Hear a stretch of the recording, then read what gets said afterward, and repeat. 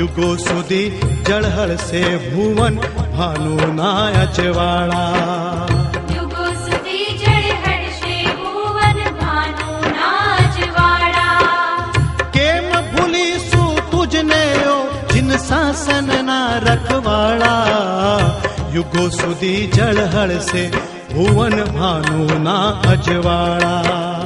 युगो सुधी जड़हड़ से भुवन भानु ना अजवाड़ा।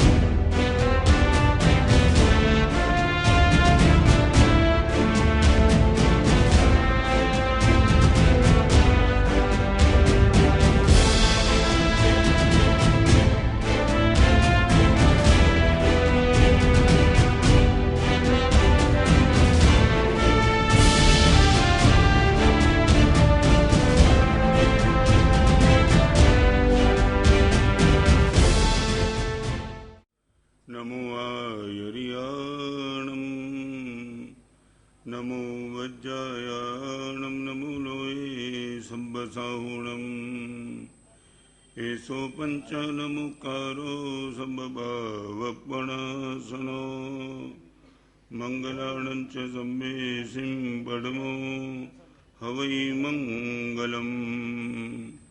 नमो दुर्वाररागादिवैरिवारनिवारिणे अर्हते योगिनाथाय महावीराय तायिने। जय जगजीवजोनि वियाणवो जगगुरु जगानंदो जगनाहो जगबंधु जय जगप्रिया महो भयवं। जय स्वाणं बभवो तिथयराणो वबच्छिमो जय जय गुरुलोगाणो जय महप्पा महावीरो। ओंकारं बिंदु संयुक्तं नित्यं ध्यायन्ति योगिनः कामदं मोक्षदं चैव। ओंकाराय नमो नमः। जय धरणेन्द्र नमो सिंह पौमा वै पमुवनि सेवी अपाय। ओम क्लीं ब्रीं महासिद्धिं करेव श्रीपास जगनाओ। अज्ञान तिमिरान्धानां ज्ञानांजन शलाकया नेत्रमुन्मीलितं येन तस्मै श्री गुरवे नमः।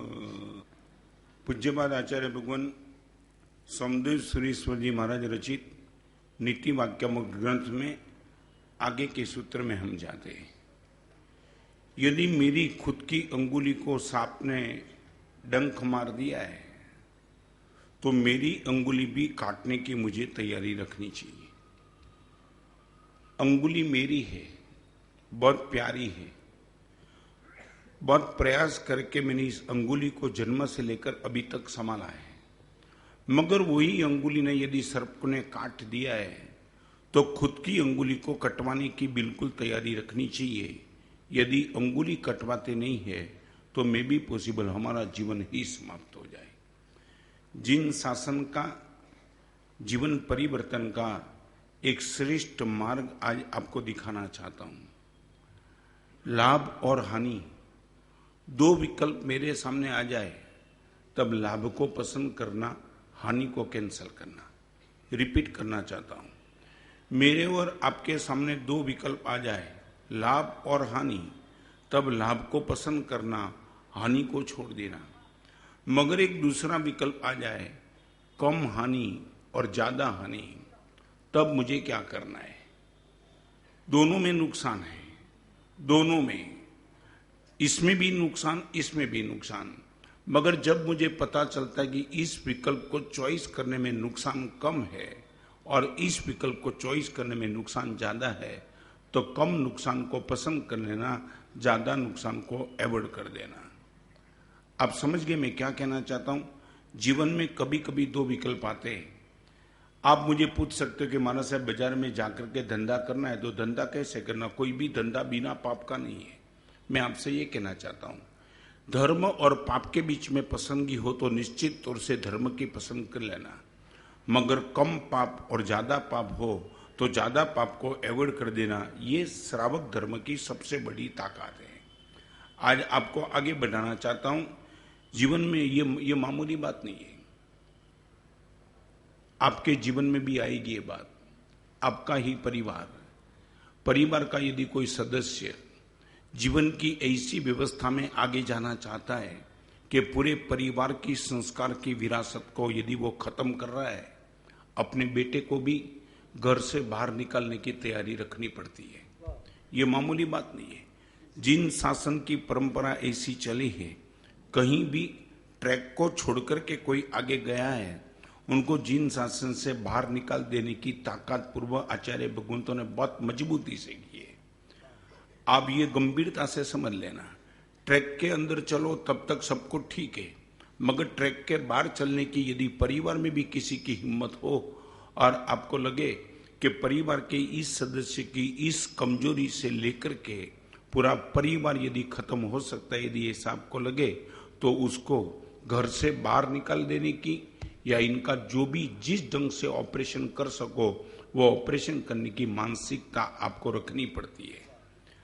अब ये अभी जो घर बिगड़ रहा है ना, ये फैमिली बिगड़ रही है, उसमें इतना गलत कॉम्प्रोमाइज करने का माहौल बन चुका है। गलत कॉम्प्रोमाइज माना साहब, आज नहीं तो कल बेटा सुधर जाएगा, आज नहीं तो कल सुधर जाएगा।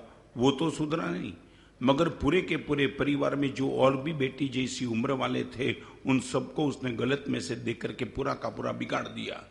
ऐसी स्थिति आ जाए तब तक भी आप उनको संभालो। मैं आपको पूछना चाहता हूं, 99 आम अच्छे हैं और एक ही आम सड़ा हुआ है, आप वो कटोरी में या तो टोपली में आप रखेंगे क्या? आप एक ही कहेंगे नहीं कि महाराज साहब 99 अच्छे आम एक को सुधार नहीं पाएंगे, मगर बिगड़ा हुआ एक आम पूरे 99 को बिगाड़ के खत्म कर सकता है। तो यदि बच सके वहां तक बचाओ। मगर आपको लगता है कि महाराज साहब अभी बिल्कुल आउट ऑफ स्टेशन है, तब उनको ट्रेन से, जीवन की ट्रेन से, फैमिली की ट्रेन से नीचे उतारने की ताकत आपको रखनी चाहिए। मैं आपको पूछना चाहता हूं, आज हमारी मानसिकता में परिवार की बात नहीं करना चाहता हूं, आज एक छोटी सी बात आपको करूं। आपने महाभारत का प्रसंग सुना है। आमने सामने युद्ध शुरू होने के पहले पांडव और कौरव आ चुके, अर्जुन के हाथ में गांडीव आ चुका है, और जैसे ही उसने देखा ये मेरे धर्माचार्य द्रोणाचार्य, ये भीष्म पितामह, जिनके साथ में खेला वो दुर्योधन, ये कर्ण, और इनके हाथ कांपने लगे। मालूम है नहीं, इस एग्जाम्पल का आपको पता है। फिर उसकी जो वेदना थी, विषाद योग किसमें प्रकट हुई? उसने कृष्ण को कह दिया, धनुष छोड़ दिया, मैं नहीं लड़ पाऊंगा। सच बोलो, अर्जुन की जो दिक्कत थी वो क्या दिक्कत थी? आपको पूछना चाहता हूं, क्या दिक्कत थी? वो लड़ने की हौसला नहीं रखता क्या? ताकत नहीं थी? गांडीव में भी ताकत थी, मगर अर्जुन ने जो शब्द बोला है ना, वो शब्द आज चेक कर लेना। अर्जुन ने क्या कहा मालूम है? क्या कहा जय कुमार जी? आप इतना बोलो, गुरुदेव मैं अपने वाले के प्रति नहीं लड़ सकता हूं। ये जो भी दिख रहे हैं सब अपने वाले हैं, जिनके साथ मेरा जीवन चला, मैं उनको खत्म नहीं कर सकता हूं। ये महाभारत का स्थूल एग्जाम्पल है। सूक्ष्म एग्जाम्पल ये है, जब आपके क्रोध के सामने मुझे लड़ना होता है तब मैं लड़ सकता हूं, मगर मेरे ही क्रोध के सामने जब लड़ना होता है तब मैं गुरु भगवान को बोल देता हूं मेरी ताकत नहीं है। समझे मैं क्या कहना चाहता हूं? दूसरे के साथ लड़ने में कोई दिक्कत नहीं है, मगर खुद के साथ जो अपने वाले हैं उनके साथ लड़ना है। आज पूरा का पूरा प्रवचन आपको वो कहना चाहता हूं, अपने वाला कौन? इस सभा में बैठने वाले को पूछना चाहता हूं, सबसे बड़ा वेरी नियर टू अपने वाला कोई भी हो, अपना कोई भी हो, वो खुद का मन है। बस इसी चीज को फोकस करके आज प्रवचन करना चाहता हूं। मैं आपको पूछना चाहता हूं, मेरे ही मन के साथ लड़ने के लिए मैं तैयार हूं क्या?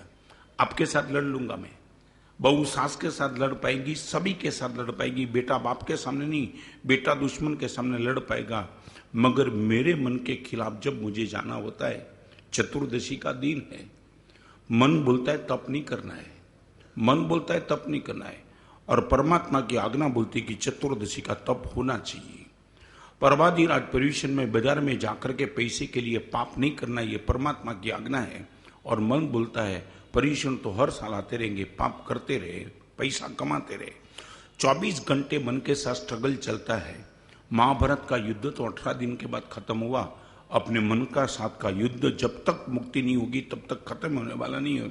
आई would like to know from you, अपने मन के साथ लड़ने की अपनी मानसिकता है क्या? बहुत गंभीर सब्जेक्ट है आज का। स्व अंगुलियां पिछिद्यते, मेरे मन को मैं खत्म कर दूंगा यदि तुम मेरे खिलाफ आया तो। मेरी दुर्गति हो जाए, मेरी पवित्रता खत्म हो जाए, मेरी प्रसन्नता खत्म हो जाए, मेरा प्रेम खत्म हो जाए, और ऐसी राय तू देता है तो मैं तुझे भी खत्म करने की हिम्मत रख सकता हूं। इस सभा में बैठने वाले को पूछना चाहता हूं, मन के खिलाफ संघर्ष करने की तैयारी है? ये महाभारत का मैसेज है। मैं आपको पूछना चाहता हूं, मन के सामने हमारा सरेंडर है कि संघर्ष है? बस आप गए काम से, आप नहीं, मैं भी गया काम से। साधु होकर के, साध्वी जी होकर के, संयमी होकर के यदि मन की ही आज्ञा माननी है, जिस मन अनंत अनंत काल से आत्मा को उसने बिगाड़ दिया, संसार में रख दिया, खत्म कर दिया, उसी मन की राय अभी लेकर के इस मार्ग पे चलना है। आपका क्रोध मुझे गलत लगता है, मेरा क्रोध क्या मुझे गलत नहीं लगता है? आपकी वासना मुझे गलत लगती है, मेरी वासना गलत नहीं लगती है। मैं आपको पूछना चाहता हूं, अपने वालों के साथ लड़ने के लिए अर्जुन तैयार नहीं था, मगर जब कृष्ण ने बता दिया अर्जुन तू जिसको अपने वाला मानता है ना, उसी लोगों ने तो अन्याय किया है, उसी लोगों ने अन्याय किया है।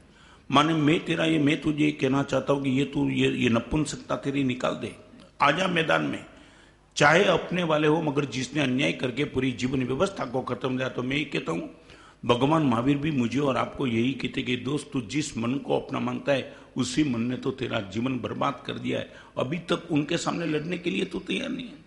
मैं आपको पूछना चाहता हूं, हमारी मानसिकता क्या? सारी दुनिया के सामने लड़ लेना और जीत जाना मामूली बात है। मन के खिलाफ एक बार लड़ लो और फिर देखो क्या होता है। मैं आपको पूछना चाहता हूं, धर्म क्यों मुश्किल लग रहा है? धर्म मुश्किल नहीं है, अपने मन के साथ लड़ना है 24 घंटे, इसलिए धर्म कठिन लग रहा है। संसार क्यों अच्छा लग रहा है? क्योंकि मन को सरेंडर होके चलो। मन ने बोल दिया आंख को टीवी देख ले, बस स्विच ऑन कर दी तो ये अच्छा ही लगेगा। भगवान की आज्ञा जब आंखों के सामने आ जाएगी तो मन बोलेगा ये तो अपने को जमता नहीं है, ये तो अपने को नहीं जमता है, ये नहीं जमता है। और नीति नहीं करना, बाजार में पैसा कहां से मिलेंगे? नीची दृष्टि रख करके चलेंगे, मजा कहां आएगी? होटल देखने के बाद भी खाना नहीं है तो जीवन किस लिए मिला? ये मन की 24 घंटे तो मेरे पीछे राय लगी है। मैं आपको पूछना चाहता हूं, अपने वाला दैट मीन्स ओनली माइंड, बस इतना समझ लो। जिसने भी मन के साथ लड़ाई करी वो जीत गया, और जिसने मन को सरेंडर किया वो हार गया। आपको पूछना चाहता हूं, एक छोटा सा प्रश्न इस सभा में बैठने में, सच बोलो, शरीर को बचाने के लिए मन के साथ लड़ाई करते हो कि नहीं करते हो? एक गंभीर क्वेश्चन। शरीर के स्वास्थ्य को संभालने के लिए मन के साथ संघर्ष करना पड़े तो करते हो कि नहीं करते हो? करते हो? पुखराज जी करते हो? फॉर एग्जाम्पल, हाँ, आपको डायरिया हो गया है और आपके परिवार में शादी का प्रसंग है, सबको भोजन का आमंत्रण है। आपकी पसंदगी की चीज भोजन में बनी है और मन ये कहता है यार ये रसगुल्ले, ये गुलाब जामुन, शरीर ने बिल्कुल ना बोल दिया है। यदि पेट पे थोड़ा भी गया तो दिन बिगाड़ दूंगा, हालत बिगाड़ दूंगा तेरी। तो मैं आपको पूछना चाहता हूं, शरीर को संभालने के लिए मन को ओवरटेक करने की हमारी तैयारी है, आत्मा को संभालने के लिए मन को ओवरटेक करने की तैयारी है कि नहीं? सीधा छोटा सा आपके सामने समीकरण रख दिया। शरीर को संभालने के लिए मन को ओवरटेक करने की तैयारी है, आत्मा को संभालने के लिए मन को ओवरटेक करने की तैयारी है कि नहीं? शरीर ये कहता है कि डायरिया हुआ है, अभी गुलाब जामुन नहीं जमेगा, और एक और आत्मा ये कहती है कि चाहे कितनी भी होटल अच्छी हो मगर उसमें जाने के बाद ये आत्मा दुर्गति में चला जाएगा। मैं आपको पूछना चाहता हूं कमलचंद जी, क्या लगा है? छोटा सा जवाब। शरीर को बचाने के लिए मन पर हम ओवरटेक करने के लिए तैयार, आत्मा को बचाने के लिए मन के साथ स्ट्रगल करने के लिए तैयार है कि नहीं है? सच बताऊं, हम तैयार होते ना, आज हमारा जीवन कहां से कहां चला गया होता। हम 24 घंटे मन की आज्ञा, एक बात, मेरा मन क्या कहता है, 24 घंटे वो आवाज सुनते रहते। मेरा मन ना बोलता है भैया इसने तप किया, इसने तप किया, इसने तप किया, तेरा स्वास्थ्य अच्छा है तू भी तप कर। मेरा मन ना बोलता है, शरीर ना बोलता नहीं बोलता है, मेरा मन ना बोलता है। इसने दान किया, इसने दान किया, इसने दान किया, तू क्यों बेटा है, मूड नहीं है, मेरा मन ना बोलता है। 24 घंटे मन की बात। दान करना मन को पूछो, तप करना मन को पूछो, त्याग करना मन को पूछो, पवित्रता रखना मन को पूछो। तुमने कभी परमात्मा को पूछा? तुमने कभी परमात्मा को पूछा? भगवान तप करने की मेरा मन ना बोलता है, भगवान आप क्या बोलते हो? तो अंदर से आवाज आएगी कि भगवान बोलते हैं तप करना ही चाहिए। तो मन की मानते हैं कि परमात्मा की मानते हैं? मैं आपको पूछना चाहता हूं, बाजार में जाते हो तब भी यही बात तो आती है, यही बात तो आती है। और एक बात समझ लो, इतनी छोटी चीज को यदि हम छोटी छोटी चीज में, मैं एक बताऊं, एक एग्जाम्पल, एक आदमी संन्यास लेने, लड़का किसी सन्यासी के पास संन्यास लेने के लिए आया। बहुत अच्छी कसौटी थी वो जमाने में। आप मुझे संन्यास देंगे? मैं 24 साल का हूं और मैं चाहता हूं मुझे संन्यास चाहिए।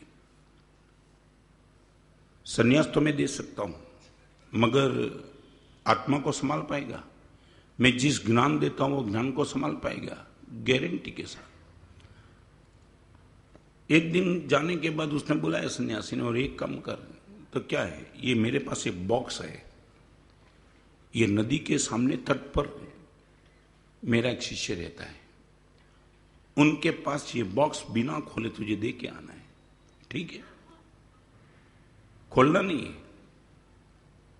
और नदी का पट थोड़ा लंबा था, चल के उतरना था क्योंकि गर्मी के दिन थे, पानी ज्यादा नहीं था।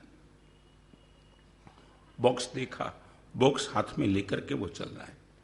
और सबसे बड़ी बात थी, बॉक्स को कोई ताला नहीं था, वजन था, ताला नहीं था, खुला पड़ा था बॉक्स।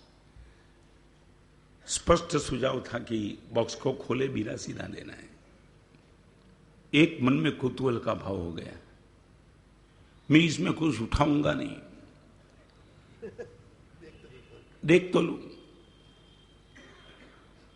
बड़ी मुश्किल से आधे रास्ते पे गया और उसने क्या सोचा, जय कुमार जी मानो मैं खोल के बंद कर दूंगा, देख लूंगा। चोरी करने का तो 1% भाव नहीं, क्योंकि मैं संन्यास लेने के लिए आया हूं। और मन के साथ स्ट्रगल चली मगर मन जीत गया। एक और बात आई कि गुरुदेव ने ना बोला है बॉक्स नहीं खोलना है, मन बोलता है अपने को लेना कहां है, देखने में क्या दिक्कत है। और बॉक्स जैसे ही खोला, अंदर एक चूहा था, सीधा जम मार के गया नदी में। अभी वो मुश्किल में आ गया, ये तो गया।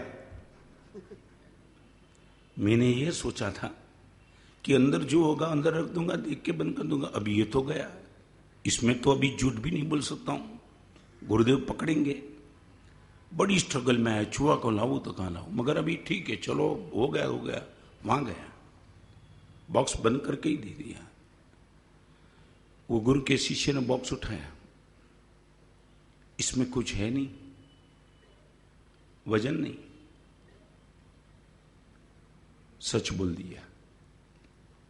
गुरुदेव ने मुझे बोला था, मगर फिर भी अपने मन को मैं नहीं संभाल पाया और ये खोला, छुआ था। दूसरी चीज होती तो दूसरा मैं सब्स्टिट्यूट में लेके आता, मगर इसमें तो मेरा कुछ होता ही नहीं। ठीक है, बॉक्स वापिस दे दे गुरुदेव को। गया और गुरुदेव को जाके उसने बॉक्स दे दिया। चेहरा उतर गया था और गुरुदेव ने पूछा क्या हुआ, और उसमें जो भी दास्तान थी वो दास्तान बता दी। और गुरुदेव ने बता दिया, अभी सन्यास में नहीं दे सकता हूं। आंख में आंसू आ गया। गुरुदेव क्यों नहीं दे सकते हो?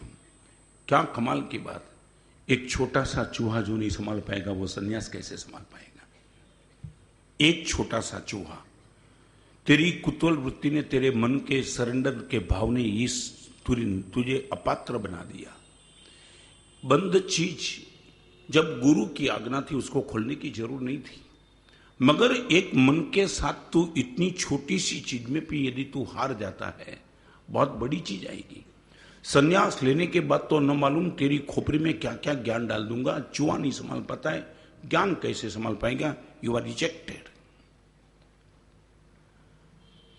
और इस सभा में बैठने वाले को मैं 4 बात और करना चाहता हूं। गुरु क्या दे सकते हैं और आपको क्या करना है।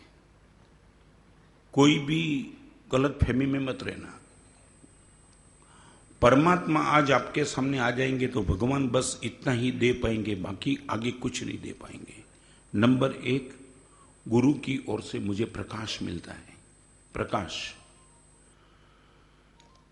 अंधेरे में मैं भटक रहा था, मालूम नहीं था, मगर जिस दिन ते गुरुदेव के प्रवचन में आया, एक प्रकाश मिल रहा है कि वेयर आई एम रॉन्ग। जहां मैं अपने आप को सच्चा मानता था, कहां झूठा था, बिल्कुल पता चल गया। और आपको मालूम हो तो मैं बताऊं, विशेषावश्यक भाष्य नाम का ग्रंथ है। करेमी बनते सूत्र पे 28,000 श्लोक की रचना है। 28,000 एक सिर्फ करेमी बनते सूत्र पर। मलदारी हेमचंद्र सूर्य महाराज और जिनभद्र गणिक समाश्रमण महाराज अपनी जबरदस्त बात लिखी है, ज्ञानम अकिंचित कर्म। ज्ञानम अकिंचित कर्म।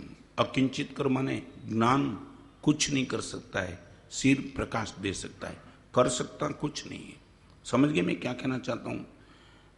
क्या नहीं समझे? आपके घर में आपने लाइट कर दी, प्रकाश हो गया। सच बोलो, कचरा कचरा की जगह पे रहा कि प्रकाश होने के बाद कचरा अपने आप से चला गया? क्या हुआ पोखरा जी, क्या हुआ? कचरा, जो डायमंड था वो डायमंड अपनी जगह पे रहा, कचरा अपनी जगह पे रहा। तो प्रकाश ने क्या किया? प्रकाश कुछ नहीं कर पाएगा। ज्ञानम अकिंचित कर्म। ज्ञान कुछ नहीं कर सकता है, सिर्फ प्रकाश। प्रकाश से पता चलता है कि कचरा कहाँ है, डायमंड कहाँ है। 1.5 महीने से चल रही प्रवचन माला में मैंने सिर्फ आपको प्रकाश देने का काम किया, दूसरा मैंने कुछ नहीं किया। समझ गए? परमात्मा महावीर देव ने वैशाख सुद दशम को केवल न पाया, 11 को तीर्थ की स्थापना की और तीर्थ की स्थापना करके पूरे दुनिया को ज्ञान का प्रकाश दिया। नंबर 1, गुरु की ओर से मुझे प्रकाश मिलता है। नंबर 2, गुरु की ओर से मुझे पंथ मिलता है। पंथ अकेला प्रकाश नहीं, पंथ भी गुरु देते हैं। दोस्त, ये मार्ग में देता हूं, इसी मार्ग पे चलते रहना। पंथ का दर्शन भी गुरुदेव ने करा दिया, आपकी आंखों के सामने रास्ता दिखा दिया। ये पंथ है, ये कुपंथ है। ये इस रास्ते पे तूने कदम रखा तो निश्चित तौर से जंगल में चला जाएगा। इस रास्ते पे तो नंबर 1, गुरु की ओर से मिलने वाली 3 चीज। नंबर 1 प्रकाश, नंबर 2 पंथ, नंबर 3 प्रेरणा मिलती है। प्रेरणा। दोस्त, ये गलती मत करना। बार बार गुरुदेव आपके पास आकर के ये बात बताते रहेंगे, दोस्त ये मत करना, ये करना, ये नहीं करना, ये करना, ये करना। 3 चीज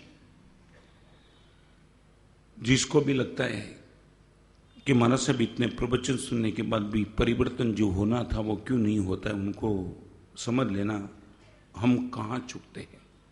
पंथ मिला, प्रकाश मिला, प्रेरणा मिली। दीक्षा जीवन के बाद दीक्षा पाई गुरुदेव के हिसाब से तो 3 चित तो गुरुदेव ने 1964 के शिविर में दे दी। चौथे नंबर की बात मेरे पर निर्भर है। गुरु पंथ दे सकते हैं, गुरु प्रकाश दे सकते हैं, गुरु प्रेरणा दे सकते हैं, पुरुषार्थ मुझे ही करना है। This is the 4th condition. पुरुषार्थ किसको करना है? वो गुरु हेल्पलेस है वहां। पंथ प्रकाश और प्रेरणा देकर के गुरु हाथ खड़े कर देंगे, दोस्त मेरी जिम्मेदारी खत्म हो गई, इससे ज्यादा मैं तुझे कुछ नहीं दे सकता हूं, अभी जो कुछ भी करना है वो तुझे करना है। पुरुषार्थ किसको करना है? गुरु करेंगे कि हम करेंगे? आप ये मानते हो कि भगवान नहीं मिले इसलिए हमारा संसार चला है? नहीं, अनंत जन्म में अनंत बार परमात्मा मिले। परमात्मा की बात छोड़ो, इस सभा में बैठने वालों को पूछना जाएगा गुरुदेव मिले नहीं इतने साल तक? इतने साल तक नहीं मिले क्या? मिले। गुरुदेव से प्रकाश नहीं मिला? मिला। प्रेरणा नहीं मिली? कई बार मिली। पंथ भी मिला, पंथ मिला, प्रकाश मिला, प्रेरणा मिली, फिर भी हमें नहीं लगता है कि हमारा जीवन जिस ढंग से परिवर्तन होना चाहिए वो हुआ। कहां चुके हम? जानना चाहता हूं महावीर जी कहां चुके? सच बोलो, कब करेंगे?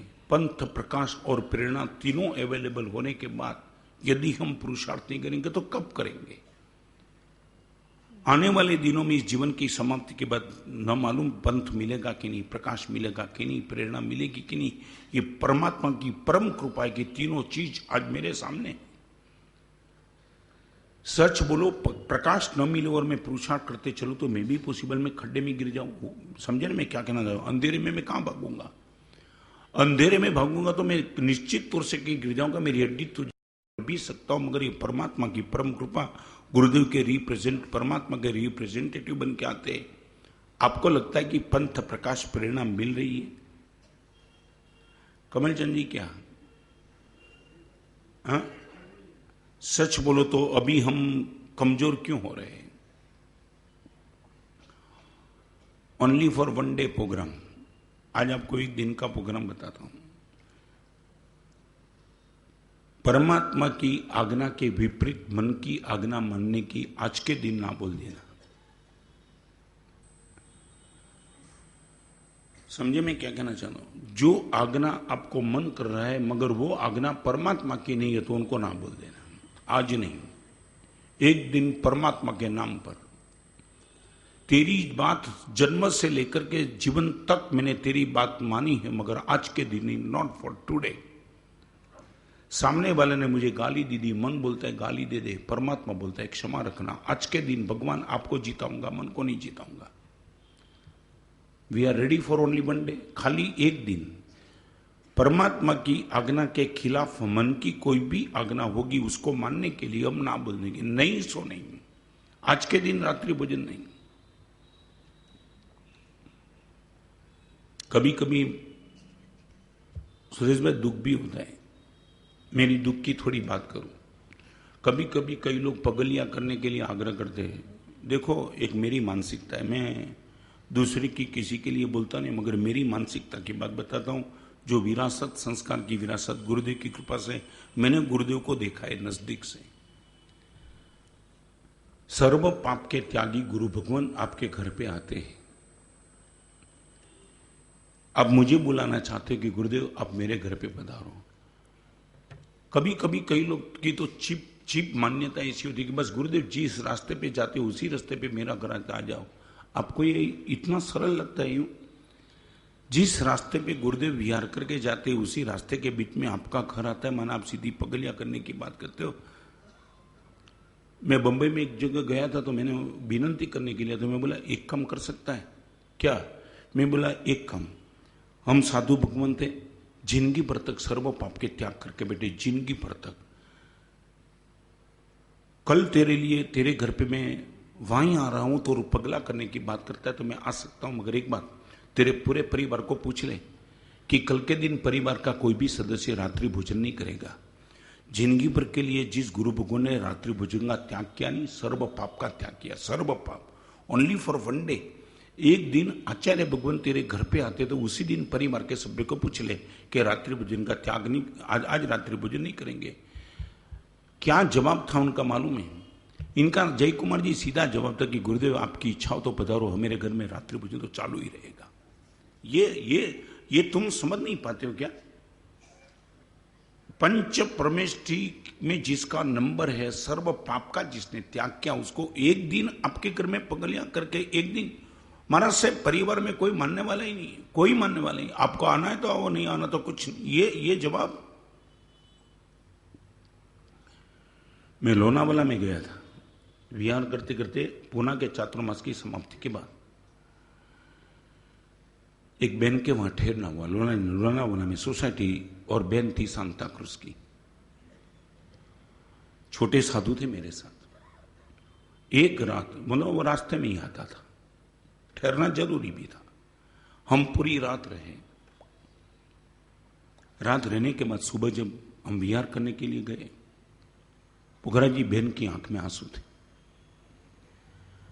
महाराज साहब परम सद्भाग्य, 18 पाप जिस घर में होती, इसी घर में महाराज साहब जिंदगी भर के पाप के त्यागी आप ठहरे। और ये छोटे मुनि भगवान, महाराज साहब हमारे छोटे बच्चे को 2 घंटे के लिए मुनि भगवान के पास जाने की बात करते, ना बोल के बैठता है। महाराज साहब जिंदगी भर आपके चरण में आ गए, हम धन्य बन गए। और एक बात महाराज साहब आपसे कहना चाहती हूं, शी वॉज अबाउट 35। मैंने बोला क्या? महाराज साहब एक नियम जिंदगी भर के लिए दे दो। तुम ये पगला, तुमने ऐसा कभी कराया? ये बहन बोलती है महाराज साहब जिंदगी भर का नियम दे दो। बोला किसका? महाराज साहब आपके पेट में, आप मुनि भगवान हो, और आपके पेट में जो भी द्रव्य नहीं जाएंगे वो जिंदगी भर के लिए मेरे पेट में कभी नहीं जाएंगे। You can believe it. मैं बोला बहन आप समझ सकती हो, मैं होटल में नहीं जाता हूं, महाराज साहब नहीं जाऊंगी, मैं कच्चा पानी नहीं पीता हूं, नहीं पीऊंगी, रात्रि भोजन नहीं करता हूं, नहीं करूंगी, आइसक्रीम नहीं खाते, नहीं खाऊंगी। महाराज साहब आप डर मत दिखाओ, जिंदगी भर के लिए आपने सब कुछ छोड़ दिया, ये मुनि भगवान छोड़ देंगे? महाराज साहब ये इनको देख करके आंख में आंसू आ जाते। महाराज साहब नियम दे दो, जिंदगी भर के लिए आपके पेट में जो भी द्रव्य नहीं जाएंगे वो द्रव्य कभी भी मेरे पेट में नहीं जाएंगे। और आपको विश्वास नहीं होगा, 3 दिन के बाद उनको पुखरा जी फॉरेन जाना था, अमेरिका, और उसने मुझे बता दिया। मैं बोला बहन अमेरिका जाकर के आपके पति के साथ जाकर के घूमने के लिए जा रहे तो क्या करेंगे? माना सब कुछ हो जाएगा, आप चिंता मत करो, अमेरिका जाओ कि पूरी दुनिया में जाऊं। आपने माना सब जो जिंदगी भर के लिए पेट में नहीं खाने का तय किया वो गारंटी के साथ मेरे पास आएगा। और आंख में हर्ष के आंसू के साथ उसने नियम ले लिया। अभी मैं सांताक्रूज चातुर्मास करके आया, ये प्रसंग हो गया 8-10 साल के पहले का। सांताक्रूज में चातुर्मास करके आया, बहन को मैं मिला और बहन को पूछा, आंख में आंसू के साथ, महाराज साहब इतना आनंद आ रहा है, इतना आनंद। महाराज साहब एक दिन भी, एक समय के लिए भी कॉम्प्रोमाइज नहीं करना पड़ा है, तय हो गया है। आशीर्वाद आप इतना दो। आज तो महाराज साहब आपके पेट में जो द्रव्य नहीं जाते वो द्रव्य पेट में नहीं डालने का नियम लिया है। आशीर्वाद ऐसा दो, आपका जीवन मेरे पास आ जाए। इस सभा में बैठने वाले को पूछना चाहता हूं, तुम्हारे पगलियां कराने का भाव है, कभी तुमने ये बलिदान देने का सोचा है? वही टीवी चालू, वही रात्रि भोजन चालू, वही मजाक चालू, वही सीरियल चालू, सब चालू, और मुनि भगवान आपके घर आ जाए। हमारी कंडीशन नहीं रहती। फुकरा जी फिर से रिपीट करना चाहता हूं, मेरी को कंडीशन है कि तुम ये करो, ये करो, ये करो, ठीक है, मगर आपको कभी नहीं लगता है? चक्रवर्ती भी जिन मुनि भगवान को नमस्कार करते, वो मुनि भगवान को मैं मेरे खुद के घर पे ला रहा हूं, तो मुझे कोई बलिदान ही नहीं देना है। किसी भी जगह तुम जाओ तो आपको कुछ तो चुकाना पड़ता है, ये चुकाए बिना तो कोई आता नहीं। मुनि भगवान कुछ पैसा नहीं चाहते, मगर आपको कभी नहीं लगा दान करूं, शील करूं, तब करूं, ये भाव मान लिया कि आपके पास दूसरी ताकत नहीं है, संपत्ति की ताकत। आप बोल सकते हो माना साहब आपका पगड़िया घर पे हो गया, माना साहब 1 लाख रुपए की चैरिटी मैं अच्छी जगह पे मैं कर दूंगा। मुझे देने की बात मैं नहीं कर रहा हूं, रिपीट करना चाहता हूं, गलत फहमी मत करना। आप ये बोल सकते हो कि माना साहब 1 महीने के लिए ब्रह्मचर्य का पालन करूंगा। आप ये बोल सकते हो कि माना साहब 1 तेला कर दूंगा। आप बोल सकते हो रात्रि भोजन का त्याग कर दूंगा। कुछ बलिदान नहीं, चलते फिरते मुनि भगवान निकले क्या? ये गोचरी आना अलग बात है, मगर पगलियां कराने के पीछे मन में कोई स्वार्थ त्याग, पाप त्याग की कोई मानसिकता ही नहीं है आपके पास। और कभी कभी ऐसा होता है ना कि नहीं जाते तो आपको इतना दुख हो जाता है। कभी कभी तो मैं भी हैरान हूं, महाराज साहब मेरे घर पे नहीं आए, माने तुम इनको न मालूम, वो आपका दुख आपकी जगह पे बराबर होगा, मगर मेरी मानसिकता मेरी व्यथा तो भी तो समझो, तुम बोलो ना कभी। ये बहन को मैंने बोला नहीं था कि आपके बंगले में रात ठहरते, क्योंकि वीआर में रहना मजबूरी था, जरूरी था, उसी जगह थी, मगर उसने सामने से बोल दिया कि महाराज साहब ये नहीं होगा मेरे जीवन में। Only for 1 day program. आज के दिन महाराज साहब आज 9:45 बज चुके, कल 9:45 तक महाराज साहब एक दिन परमात्मा की आज्ञा के खिलाफ मन कोई आज्ञा करेगा उनको मैं रिजेक्ट कर दूंगा। जिस मन ने अनंत काल से आत्मा को दुर्गति में भेजा है उसी मन की माननी। अभी गाली देने वाले को गाली दे दो, क्रोध करने वाले को क्रोध करो, उसने अनीति की तो तू भी अनीति कर ले, सब कुछ मन बोलता है इसलिए। और आपको मैं बताऊं पुगरा जी, विहार करते करते आते हैं ना 49 डिग्री गर्मी में मन ना बोलता है, समझे तुम्हें क्या कहना चाहता हूं? रात को पूरी नींद नहीं आती है, ऐसे ऐसे करवट बदलते बदलते रात पूरी हो जाती है और सुबह विहार करना पड़ता है। मन ना बोलता है, शरीर भी ना बोलता है, मगर आंखों के सामने परमात्मा है। यहां रहेंगे, दीक्षा किस लिए लिए? परमात्मा ने बोला कि विहार करना है तो करना है, तो खींच खींच करके के पसीने से बुन बुन तार तार ये इतनी प्यास लगती होती है, कब सामने वाले गांव के पहुंचे और सीधा पानी पी ले, मगर विहार करते लोच। आप क्या मानते हो? हमारा साधु जीवन मन की आज्ञा से चलता होगा, हजारों बाबत में मेरा मन भी ना बोलता है। कभी कभी इतनी थकान होती है तो लगता है कि 9 में 5 बजे तक लगता है कि आज प्रवचन कैसे होगा, मगर 9 बजे सीधा निकल जाता हूं, मन की आज्ञा नहीं मानता हूं। यदि मन की आज्ञा मानता तो कभी का प्रवचन छोड़ दिया होता।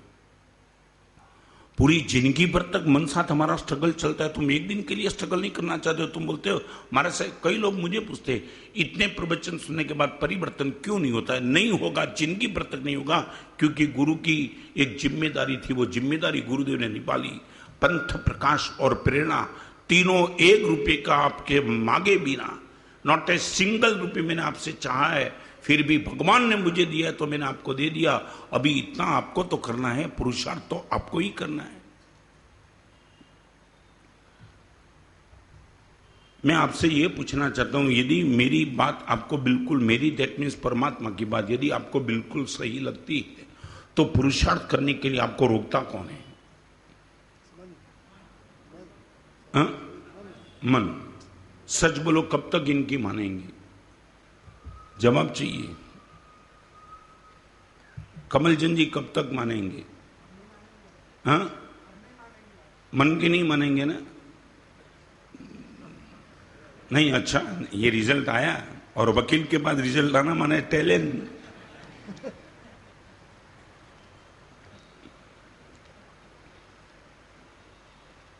और मैं कहता हूं तुम एक दिन का प्रयोग करो, और सच बताऊं तेले करने में जितनी थकान नहीं लगेगी इतनी एक दिन में थकान लग जाएगी, क्योंकि संघर्ष जबरदस्त होगा। अपने वाले के साथ लड़ना है। अर्जुन के हाथ कांपने लगे थे, गांडीव नीचे गिर रहा था। भगवान में सारी दुनिया को खत्म कर सकता हूं मगर अपने वाले को नहीं। भगवान ने बोला यही तो ताकत है। भगवान महावीर ने यही कहा कि दोस्त वैरम मज्जन के नहीं, बोल तो दे, सारी दुनिया में किसी के साथ मेरा वैर नहीं और मन को बिना वैर चलता नहीं है। 24 घंटे ये गलत, ये गलत, ये गलत, इनको दिखाऊंगा, मौका आने दो। और भगवान बोलते वैरम मज्जन के नहीं, अंदर से बोल और फिर देख क्या कमाल होता है। तो एक बात आपको कहना चाहता हूं, मन को जो व्यक्ति हराना चाहती है उनका 3 स्टेप समझ लो। जिनको लगता है महाराज साहब निश्चित तौर से मन के साथ लड़ाई करके जीतना है, तो इनके 3 स्टेप। नंबर 1, मन को मारो।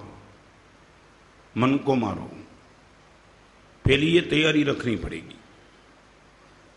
ये नए जमाने की जो बात आई है ना, मन को दबाओ मत, मन को मारो नहीं, फिर स्प्रिंग से क्या बोलते हो, स्प्रिंग को जितनी दबाओ क्या हुआ, डबल फोर्स है। सच बोलो, कभी तुमने डबल फोर्स देखा? वो इतना ही फोर्स आता है, डबल कहां आता है? कमलचंद जी तुमने देखा कभी डबल फोर्स देखा? क्या डबल फोर्स? तुम स्प्रिंग को दबाओ इतनी उठेगी जितनी उठनी है, डबल फोर्स क्या? तुम ये सब कहां से किसकी उठा के लाते हो? तुमने कभी सोचा डबल फोर्स स्प्रिंग का आया आज तक कभी?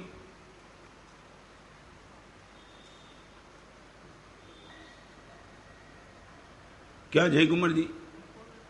हाँ, इंपोर्टेड माल है मगर सड़ा हुआ झूठा माल इंपोर्टेड ले लेते हो। इंपोर्टेड माल भी तो ले लो मगर कुछ अच्छी चीज तो ले लो। और ऐसे खुद को बुद्धिमान मानते हो और ये बेवकूफ की बात सुन लेते हैं। आपके सामने मैंने रखा कि स्प्रिंग इतनी उछलती है कि जितनी उछलनी चाहिए, डबल बबल कहां उछलती है, मगर तुम मान के बैठे हो, दबाओ तो डबल उठेंगी। और मैं बताऊं आपको, एक बात बताऊं, सामाजिक व्यवस्था मन को मारने से ही चलती है। सामाजिक व्यवस्था मन को मारने से ही चलती है। मन का सरेंडर वाला कभी, अरे मैं तो ये कहना चाहता हूं, चलते चलते किसी लड़की को देख करके तो मेरे मन में विकार पैदा हो गए, मन को मारेंगे तो व्यवस्था चलेगी या मन की मानेंगे तो व्यवस्था चलेगी? रास्ते में जा रहे हो, हजारों लोग तुम्हारे सामने देखते, तुम्हें दृष्टि नीचे रखनी पड़ेगी, मन को मारना पड़ेगा, तब सामाजिक व्यवस्था होती है। फैमिली व्यवस्था भी मन को मारने से चलती है। फैमिली में हर मेंबर मन की मान के चलेगा तो तुम्हारा फैमिली नहीं रहेगी, कल युद्ध का मैदान बन जाएगा। समझे मैं क्या कहना चाहता हूं? नंबर 1, मन को मारो। नंबर 2, मन को मनाओ। पहले मारो, पहले मन को मारो, और नंबर 2, दूसरे नंबर में मन को थोड़ो मनाते चलो, मनाते। फिर एक बार चाटा मार दिया। अब आपने देखा ना माँ क्या करती है, बेटा को तूफान करके आता है ना, पहले क्या करती है, मार, हाँ? अभी मारने का राइट रहा है माँ का कि गया है तो ठीक है, नहीं है तो ठीक। तो मां करती क्या है मालूम है? पता चलता है कि लड़का तूफान करके आया, किसी को पत्थर मार के, गाली बोल के आया, मां दूसरा कुछ नहीं करती, जैसे अंदर है जोर से चाटा। एक बार पहले चाटा मार दिया, बेटा फिर शांति से बैठा है। फिर मां क्या जाती, मनाने के लिए आती, मेरा बेटा बहुत अच्छा है। ये सब कुछ बोलना ही पड़ता है ना, क्योंकि अभी समझे ना क्या। तो पहले मारो, पहले मत मनाओ। पहले मनाएंगे तो वो लड़का हैवी हो जाएगा। पहले मारो। एक जोर से चाटा मार दिया, लड़का समझ गया इस घर में अपनी नहीं चलने वाली है। मां है ना, मार के छोड़ेंगी ना। डॉक्टर जैसे, डॉक्टर भी ऑपरेशन के पहले एनास्थेसिस देते हैं और ऑपरेशन की समाप्ति के बाद स्टिचेस लेते हैं, समझे नहीं? बीच में ऑपरेशन, मगर आगे पीछे, इसलिए तो मरीज तैयार हो जाता है। मरीज कहता है डॉक्टर साहब ठीक है चलो ऑपरेशन कर लो, बोलना नहीं पड़ता है कि आप ऑपरेशन ही करेंगे, बोलना नहीं पड़ता है। डॉक्टर खुद समझता है कि ऑपरेशन के लिए जो मरीज तैयार हुआ है उनको एनास्थेसिस और स्टिचेस मुझे लेना ही है, आगे पीछे ये होता है तो ऑपरेशन के लिए तैयार। आप एक काम करो, पहले नंबर में मन को मारो और फिर धीरे धीरे मन को समझाओ, और तीसरे नंबर में मन को चढ़ाओ। ये 3 साधना मार्ग की कंडीशन है। मन को मारो, मन को मनाओ और फिर मन को चढ़ाओ। ये 3 बात जिसके भी दिमाग में बैठ गई, जिसके भी दिमाग में, मैं आपको पूछना चाहता हूं, सच बोलो, ये 3 बात में आपका स्थान कहां है? मन पहले नंबर से चढ़ाना मत, मार देगा वो। चढ़ाना माने समझे ना, चढ़ाना माने मन को चढ़ाओ। यार दोस्त, थोड़ा परमात्मा की मान ले तो खुद परमात्मा बन जाएगा और वो भी पावर में आ जाएगा। ये इतनी बात है क्या? मगर वो तीसरे नंबर का स्टेप है, वो पहले नंबर में कभी मत लाना। आपने देखा है जय कुमार जी कमीज पहनते हो ना, चौथे नंबर का गाज पहले नंबर में डाल दो तो क्या होता है? बटन। हाँ सच बोलो, बटन गाज में जाना चाहिए कि जो नंबर का गाज है उसमें ही जाना चाहिए? हाँ, यूनिवर्सल ट्रूथ क्या है? बटन गाज में जाना चाहिए कि जिस नंबर में? हाँ, ये पहले नंबर का बटन चौथे नंबर के गाज में नहीं, चौथे नंबर का बटन पहले, तो एक व्यवस्था बनी रहती है। तो मैं ये कहता हूं, ये 3 स्टेप आज हम मन को चढ़ाते हैं। मन को मारो, मन को मनाओ, मन को चढ़ाओ। फिर तुम, मैं गारंटी के साथ कहता हूं कि 47 साल के साधना जीवन के बाद हमारा साधना जीवन आज जो जम चुका है ना, ये पहले 2 कंडीशन में बहुत आगे निकला। और शुरुआत की कंडीशन में कितनी बार मन को मारा होगा, कितनी बार। मैं नहीं मारता था तो गुरुदेव मारते थे, मगर मारने की बात के बिना साधना मरनी, आपके संसार चल जाएगा। मगर जिसको भी स्पिरिचुअल जगत में प्रवेश करना है उनके लिए ये 3 कंडीशन छोड़ के चौथी कोई कंडीशन हो ही नहीं सकती। अब बोलो कि महाराज साहब मन को मारते मारते थक जाएंगे, तो आप युद्ध हार गए, आप युद्ध गारंटी के साथ हार गए। तो अभी आगे चलना चाहता हूं, इसमें शंका नहीं, मेरी हाँ में हाँ मत बोलना।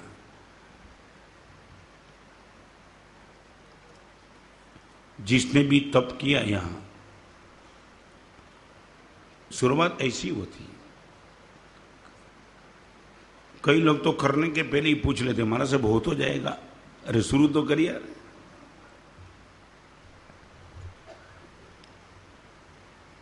बोगरा जी मालूम है ना, कभी किसी प्रतिज्ञा की बात करता हूं ना तो सीधा पूछता है हमारा से प्रतिज्ञा टूट गई तो क्या।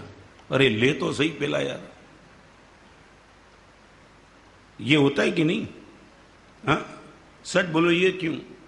अभी तो मैं प्रतिज्ञा दे रहा हूं, वो प्रतिज्ञा के टाइम ही अंदर से मन इश्यू ये इश्यू उठाने वाला बदमाश मन है, बाकी कोई नहीं है। क्या उठाता है मन इश्यू? क्या उठाता है जय कुमार जी? हाँ कमजोरी की बात। मगर वो क्या ना, और कई लोग तो मुझे, अरे मेरे जैसे आचार्य को आके कई लोग राय देते हैं, क्या मालूम महाराज साहब नियम लेने के बाद टूट जाए, इनके लिए नहीं लेना अच्छा है ना। मुझे पूछता है जैसे मेरा सर्टिफिकेट चाहिए उनको। मैं बोला ये कम करना, दुकान निकालने के बाद दिवाला निकलना पड़े, इससे बेटर है कि दुकान खोलना ही नहीं। शादी होने के बाद पत्नी मर जाए, इसके तब बेटर है कि, और खाने के बाद संडास जाना पड़े, इससे अच्छा है कि।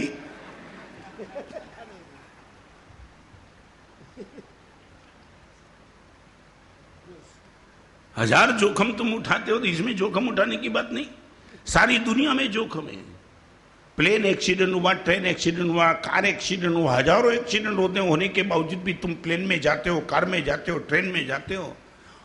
ये होता है कि नहीं? पैसे वाले का खून हो गया तो भी तुम पैसा कमा दो, वहां तुम्हें कोई दिखाई नहीं पड़ता। ये मन की बदमाशी देखो।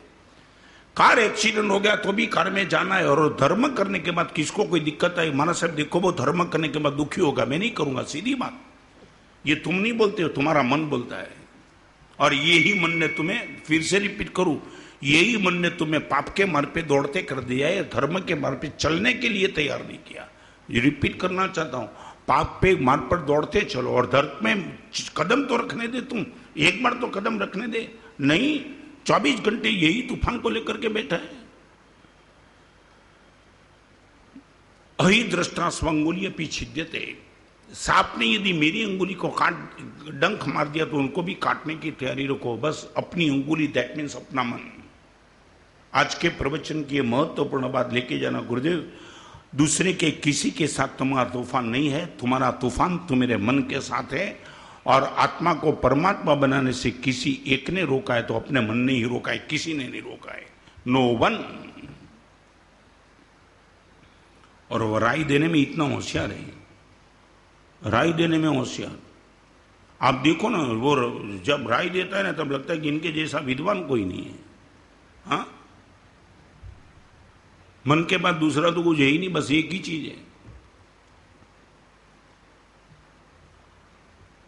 चलो आगे, आज तय करेंगे ओनली वनडे मैच। हाँ, T20। चलो तो एक काम करो, ये आया ना, ये मन का इश्यू, मैं वनडे मैच बोलता हूं, वो T20 बोलता है। अभी 10 ओवर की आने वाली है मैच।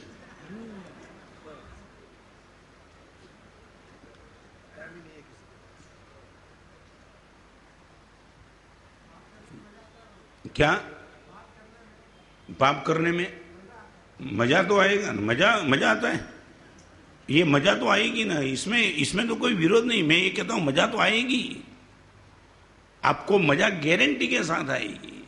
गुटखा खाने में किसको त्रास है? सिगरेट पीने में सबको मजा आती है, मगर वो मजा तक कब तक मजा रहेगी वो मालूम नहीं ना। मजा तो आती है ना, मजा में क्या दिक्कत है? और आपको मालूम है, जहर वाला लड्डू जब कुत्ते को खिलाते हैं तो लड्डू खाते कुत्ते को भी मजा आती है, क्योंकि कुत्ते की आंखों के सामने लड्डू दिखता है, लड्डू में अंदर जहर है ना, वो कुत्ते को दिखाई नहीं पड़ता है। वो तो अंदर जाएगा, फिर पता चलेगा, नस खींचेगी तब कि नहीं खाया होता तो अच्छा था। 2 मिनट की मजा ने पूरा जीवन समाप्त कर दिया। मैं ये नहीं कहता हूं कि पाप करने में मजा नहीं आएगी, मैं रिपीट करना चाहता हूं, पाप करने में मजा ही आएगी, मगर मजा सजा में कन्वर्ट हो जाएगी। वो मजा का क्या करना जो मजा सजा में कन्वर्ट हो जाए? वो मजा का क्या करना? कुत्ते को तुमने मरते हुए देखा है? वो लड्डू खा करके, पहले के जमाने में कुत्ते को मारने के लिए वो जहर के लड्डू खिलाते थे, सीधा कुत्ता दौड़ता था। जहर खिलाता तो कोई नहीं आता, सीधा वो लड्डू दिखाई पड़ता था, अच्छा स्वादिष्ट लड्डू, आंखों के सौंदर्य, मगर खाने के बाद आधा घंटा, 1 घंटा, 1.5 घंटे के बाद कुत्ते को लगता था ये क्या मैंने पेट में डाल दिया। नहीं डाला, मगर एक समय ऐसा आता है, पॉइंट ऑफ नो रिटर्न, फिर वापिस आने की आपके पास कोई ताकत नहीं बचेगी। देखो एक बात समझ लो, आप कभी भी जीवन को अच्छे मार्ग पे ले जाने के लिए चाहेंगे, कभी भी इस उम्र में ही 50 साल, 60 साल, 70 साल के बाद यही स्थिति रहेगी। This is the universal truth. 47 साल के बाद भी कभी कभी मन को मुझे भी मारना पड़ता है। तुम समझो यार, तुम्हारी तो क्या औकात है, तुम तो नए नए शायद धर्म में जुड़े हो। I am 47 years old in संयम जीवन, फिर भी मन के साथ स्ट्रगल मुझे भी तो करना पड़ा। दूसरे की बात कहां, मुझे गच्छाधिपति ने एक शब्द लिखा था कि रत्न सिंह महाराज, जब तक केवल ज्ञान की प्राप्ति न हो तब तक विषय कषाय का भरोसा मत करना। ये मुझे लिखा है, जब तक केवल ज्ञान की प्राप्ति न हो तब तक विषय कषाय का भरोसा मत करना। कभी भी मार सकता है वो, कभी भी, कितना भी तेरा दीक्षा प्रिय होगा। और रिपीट करना, आपको पूछना चाहता हूं, सच बोलो, 500 किलोमीटर की ट्रक जाती है, 500 किलोमीटर के ट्रक ड्राइवर ने ट्रक चलाई। आपको पूछना चाहता हूं कमल चंद जी, ट्रक ड्राइवर कभी अवेयरनेस न रहे तो चले, 499 किलोमीटर मजे से पास कर दिया है। लास्ट किलोमीटर में 4 फरलांग भी निकल गया, और 1 फरलांग के अंदर यदि झपकी खा गया तो क्या हो सकता है। आपको इतना बोलना पड़ेगा, गुरुदेव 499 किलोमीटर चल के वो गाड़ी सेफ चला के आया, फिर भी मर गया। वहां कंडीशन है कि जब तक मंजिल नहीं आती है तब तक झपकी लेने की मना है, जब तक मंजिल नहीं आती है तब तक झपकी लेने की मनाही है, जब तक मोक्ष नहीं होता है तब तक प्रमाद करना मना है। आप ये मत समझो वी आर सेफ। आप साधु बन गए, गुरुदेव आचार्य बन गए, हजारों को प्रतिबोध कर रहे, इसलिए आप safe. We are also not safe. जब तक मोक्ष नहीं मिलेगा तब तक मुझे भी अवेयरनेस रखनी ही पड़ेगी, तो ही मेरी मुक्ति होगी। और उसका यही रास्ता, मन को मारो, मन को मनाओ, फिर मन को चढ़ाओ। और मैं आपको पूछना चाहता हूं, सच बोलो, हम अभी जिस स्टेप पे है वो मनाने के स्टेप में है, चढ़ाने के स्टेप में है कि मारने के स्टेप में? हाँ, हमारी तो अभी बिगिनिंग ही है। तो शुरुआत हमारी यदि हम करना चाहते तो मन को मारना पड़ेगा।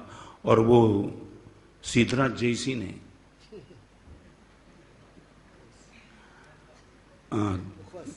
इस प्रवचन में बैठने वाले की थोड़ा झपकी लेता तो उड़ जाती है सिद्धराज की बात हमें।